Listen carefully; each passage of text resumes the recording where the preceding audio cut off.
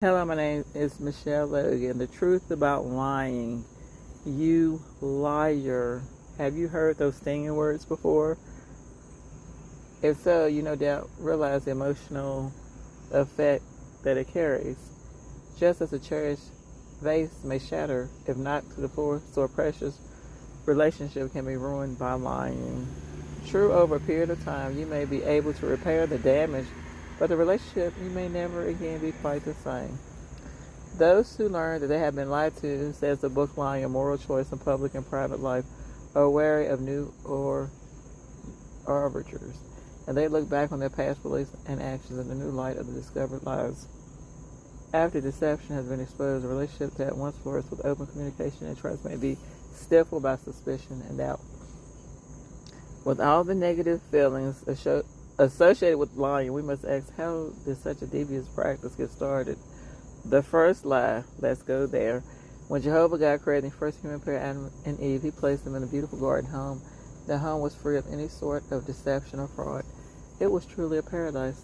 Sometimes after Eve's creation, however, Satan the devil approached her with a tempting offer. Eve was told that if she ate the fruit of the tree which God forbid, she would not die as God had said she would. Rather, she would be like God, knowing good and bad. Eve believed Satan. She took the fruit and ate it, and then gave some to her husband. But instead of becoming like God, as Satan had promised, Adam and Eve became disobedient sinners, slaves of corruption. And by telling that first lie, Satan became the father of all lies.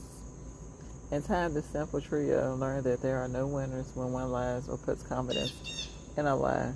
Jehovah wanted all his creation in heaven and on earth to know that willful disobedience would not go unpunished. He acted swiftly by condemning the rebellious spirit creature to live the rest of his life outside God's holy organization. Moreover, Jehovah God will eventually see that Satan is destroyed completely.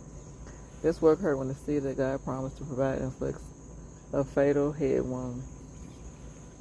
For their part, Adam and Eve were banished from the Garden of Eden. God sentenced Adam, saying, "In the sweat of your face you will eat bread until you return to the ground. For out of it you were taken, for thus you are, to thus you will return." In time, both he and Eve died, even as God had foretold. As descendants of Adam, the entire family have been sold under sin.